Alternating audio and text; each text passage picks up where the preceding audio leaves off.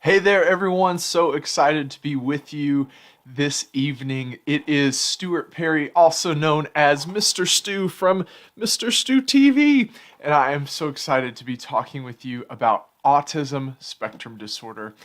We are going to jump right into our training today about understanding autism spectrum disorder and some best ways to support our loved ones who have been diagnosed with autism spectrum disorder. But before we get into that, let's go over just a few quick announcements.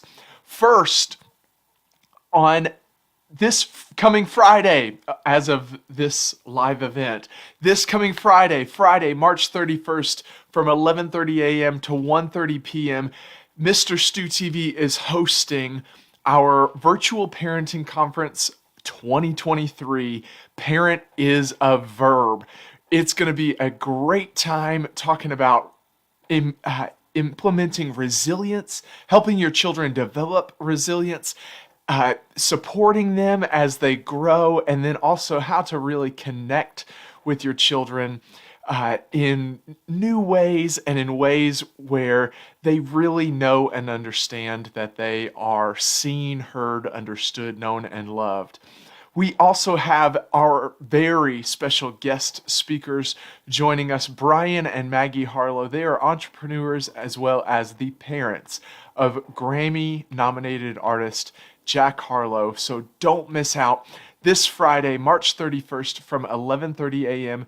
to 1:30 p.m., Parent is a verb. It's live on Facebook, so you can just like Mr. Stu TV on Facebook, and you can get all of the details there, or at mrstutv.com. That's MISTERSTUTV.com. Next, we also have a YouTube channel. Mr. Stu TV has a YouTube channel.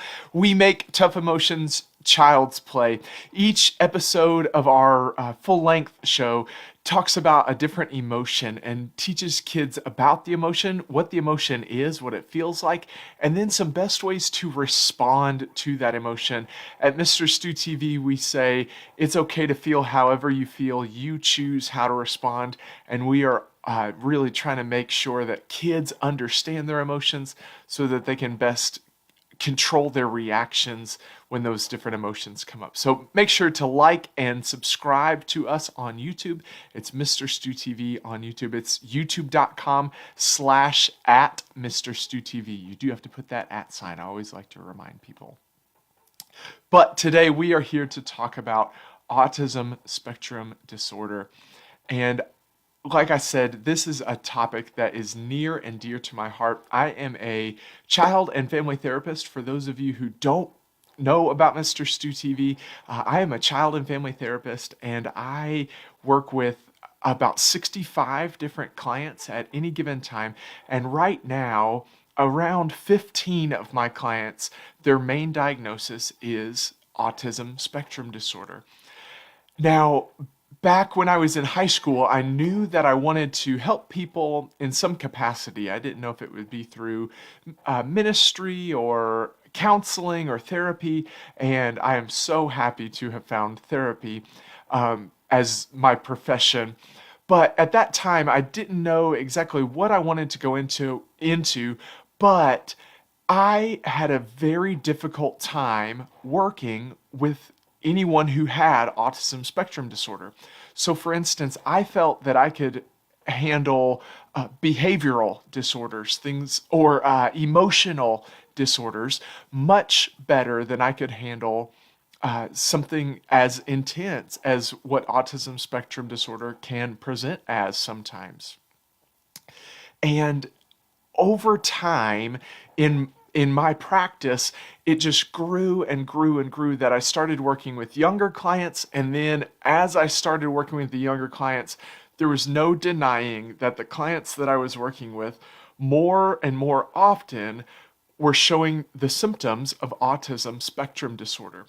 So over time, I have put a ton of my time into finding all of the best resources for autism spectrum disorder and understanding autism spectrum disorder and understanding the person who has been diagnosed with autism spectrum disorder. And I just absolutely love this population. These people are some of the most loving, most intelligent, most creative people that you could ever meet. And so, as we go into this discussion about autism spectrum disorder, I want you to know that for me, this is much more than just, oh, let's talk about it on Facebook Live. When I think about these things, I have faces of clients and faces of people who I know from different situations. And it to me it is personified. And so I hope that as we discuss this today, that you can feel that you can sense that, and that you can join in that with me as we talk about autism spectrum disorder. Let's jump right in. We're going to talk about the three main key tenets of autism spectrum disorder. But before we get into that, let's talk just a little bit about some of the difficulties that can face children and their families as they face this diagnosis of autism spectrum disorder. The first is really just a lack of understanding and a lack of knowledge about autism spectrum disorder in the medical community at all. As medical professionals, as mental health professionals, we don't know what exactly causes autism spectrum disorder. We also don't know a whole lot about what is actually happening in the brain. Now that research is growing and growing and growing every single day, and it's amazing to see it. But right now, professionals don't know a whole lot about autism spectrum disorder, at least a whole lot about where it comes from, what is actually happening. And so that is very difficult. There is also a lot of misunderstanding about practices and policies related to autism spectrum disorder. Let me take a drink of my water and then I'll give you an example.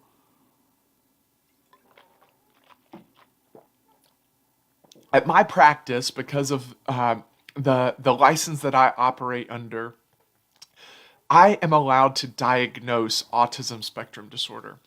If someone meets the criteria for that disorder, then I'm allowed to diagnose and say, hey, this client has autism spectrum disorder.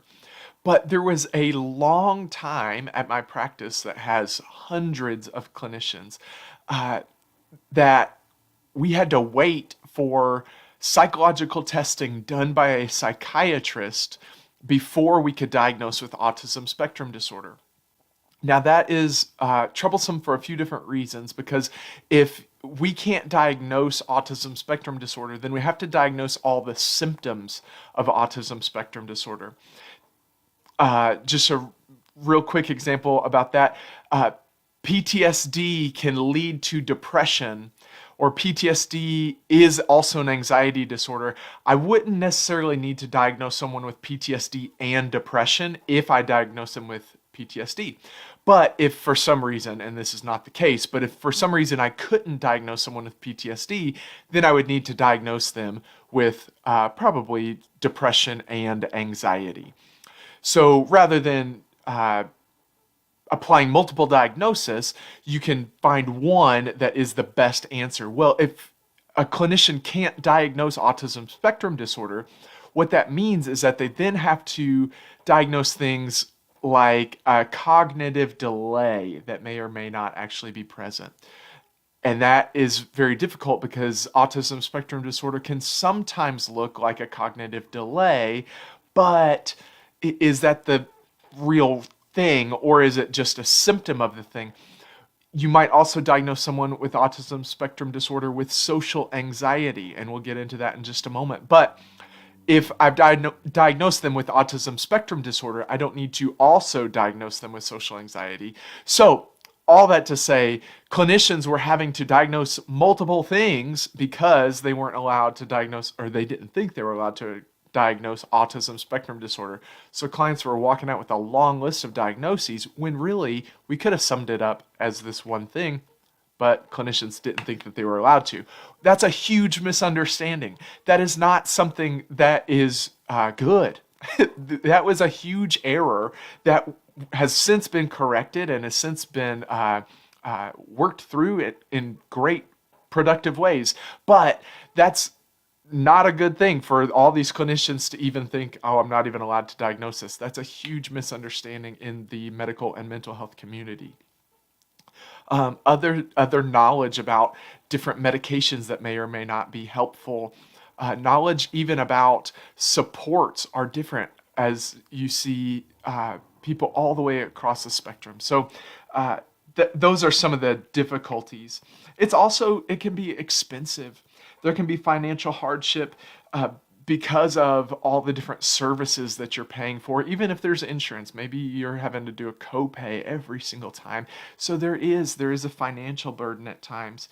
And then there are also some difficulties in finding educational placements that will be a positive experience for the child. Not that they won't do their best, but that will actually be positive. We want kids as much as possible to love showing up to school. That doesn't mean they have to love every single moment of school, but if they love showing up to school, that means that they feel safe there.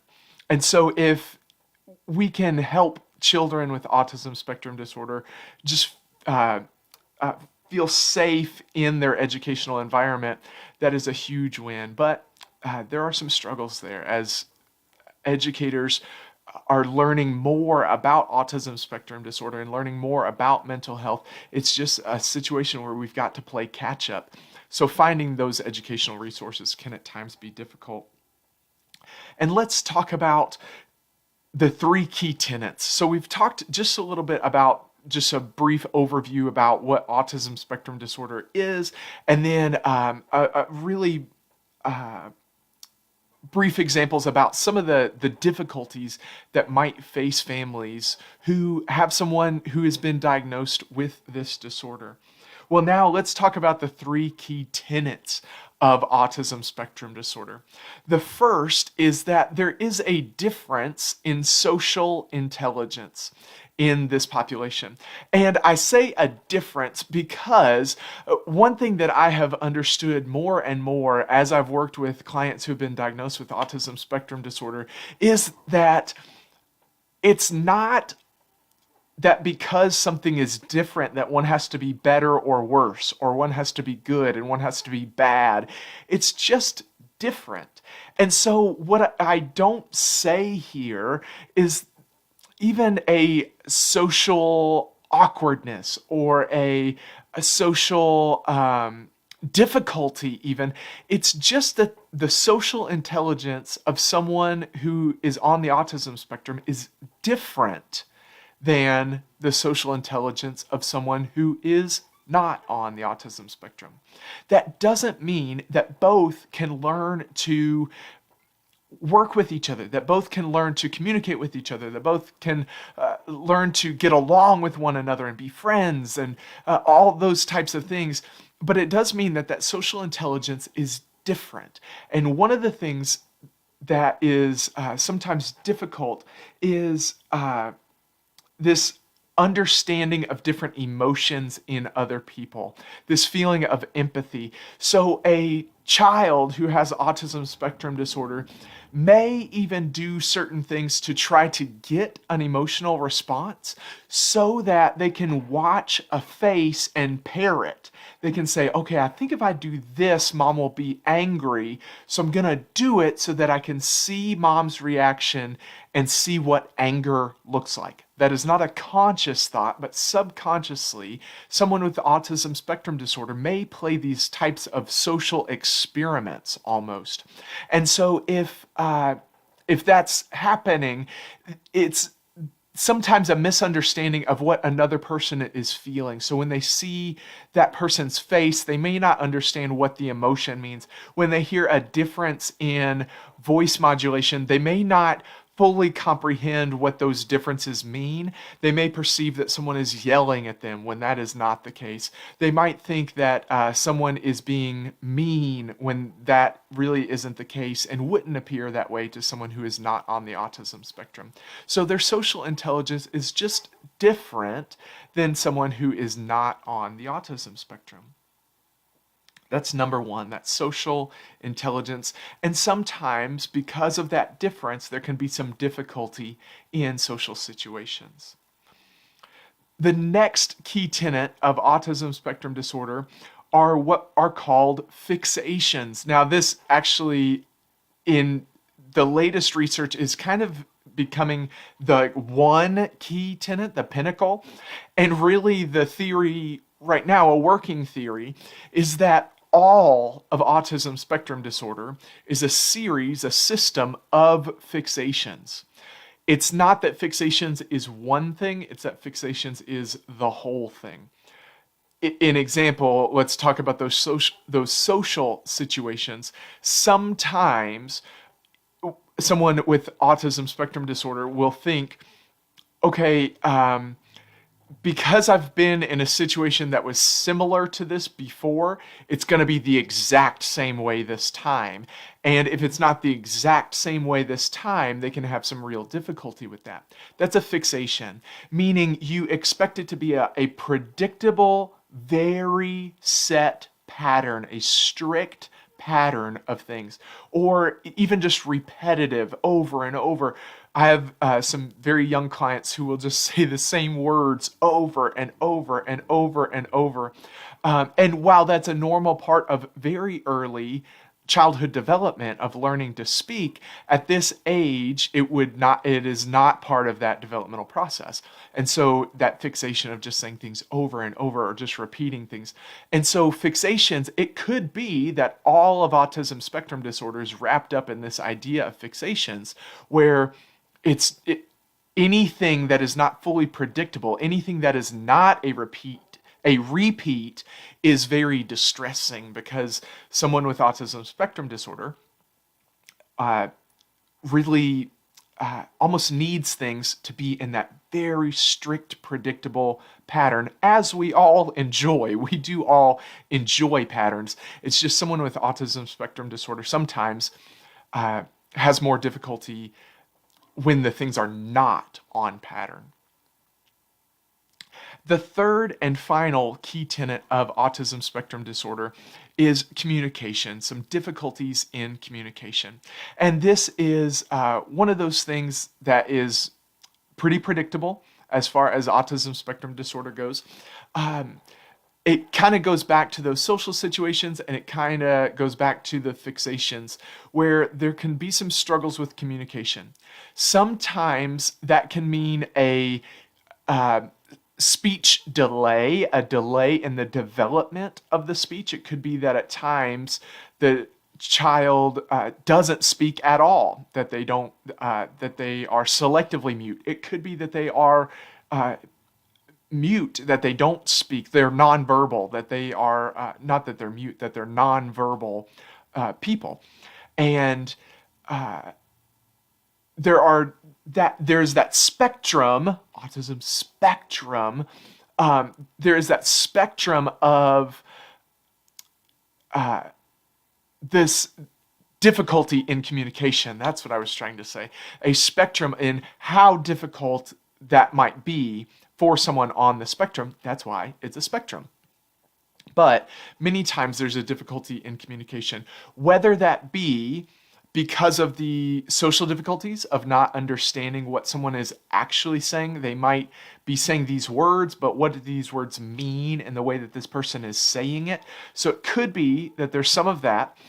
It could be that it's part of these fixations where, well, last time I said this person loved it. And so you can get a lot of recurring jokes with people who are on the autism spectrum, where they see you and that triggers in their mind, hey, when I see Mr. Stu, I say this. And some of the recurring jokes that I have with some of my clients are just hilarious and beautiful. So there can be that difficulty with communication. Sometimes it is a development in a difficulty in speech development, meaning that the client actually has a developmental delay or a developmental difficulty once they reach a certain age.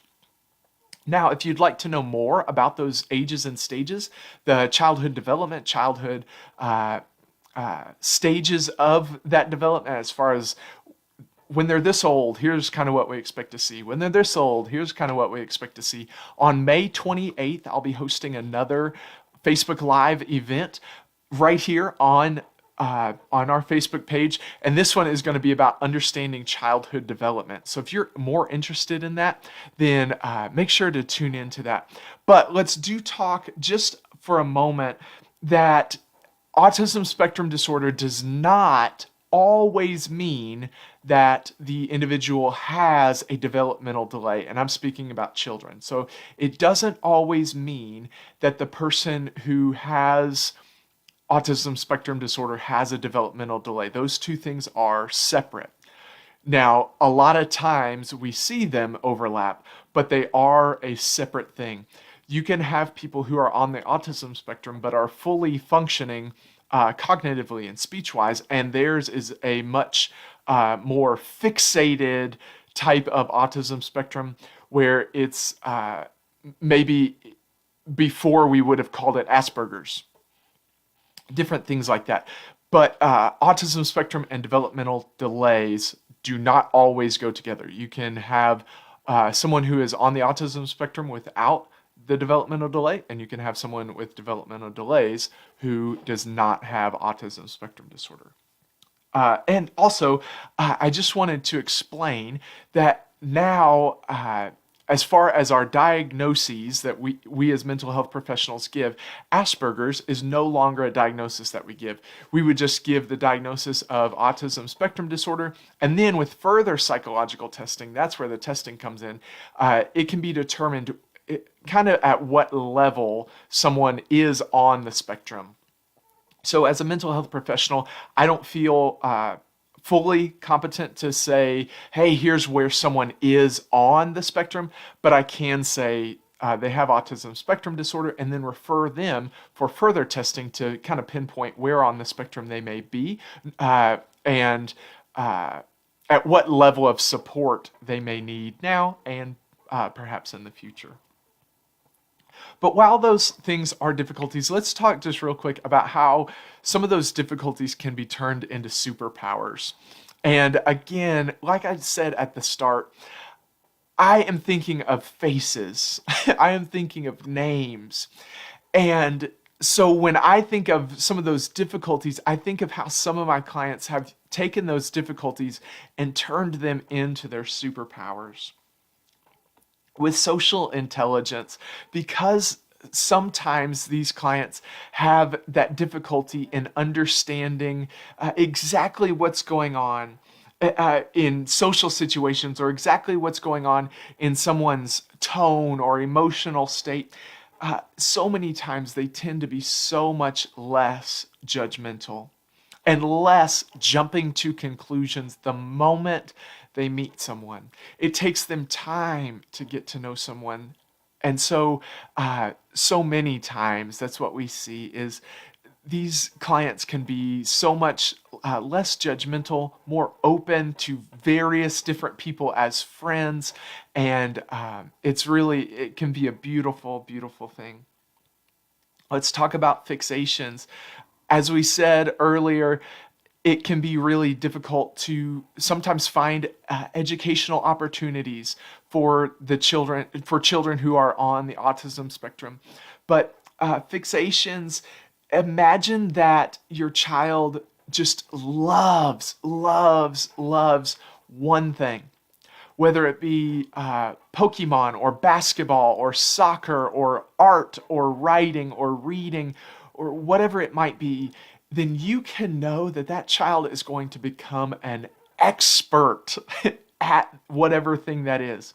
I have very young clients who have become experts at playing Connect 4 with me, and they beat me more often than I beat them. And I don't know if you've ever been beaten by a 6-year-old at Connect 4, but it can really give you the check in your pride that you need. But more than that, these fixations can become expert level understanding. And so these clients so many times have fascinating facts and stories and things that they want to share because of their fixations, not in spite of them, but because of them. And so if we can learn to use that as a superpower, how beautiful the world could be for these people who are experiencing autism spectrum disorder. Finally, difficulties in communication. Imagine a person who listens more than they talk and who is very thoughtful in choosing their words when they reply back to you. That is a client who's on the autism spectrum. And it's just amazing to watch as clients. Yes, so many times when they come to see me at first, it's difficulty after difficulty and trial after trial and tons of stuff just happening over and over and over again. And then they learn to take these things that were once negatives, that were once difficulties, and they're able to use them as beautiful and amazing superpowers. So let's remind ourselves again that autism spectrum disorder and the thinking from a person who is dealing with autism spectrum disorder is not better or worse or good or bad. It's different. And if we can look at it that way, then we can allow our friends on the autism spectrum to show themselves with their superpowers rather than their difficulties. Let's talk about just a few quick supports at home.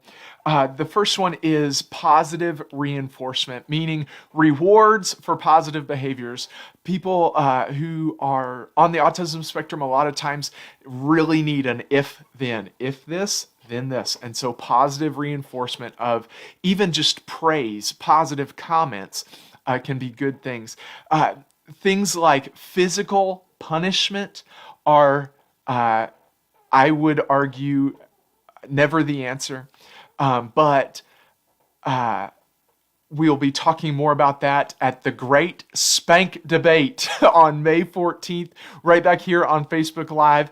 So, but especially for someone who is on the autism spectrum, it's important to use much more positive reinforcement than negative reinforcement, much more giving of praise, giving of rewards than taking of things away.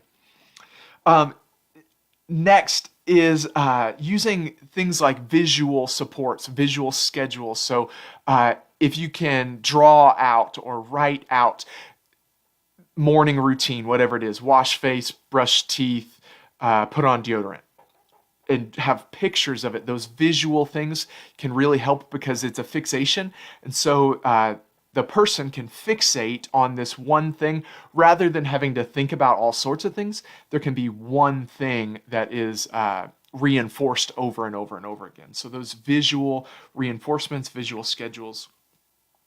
Just some sensory things.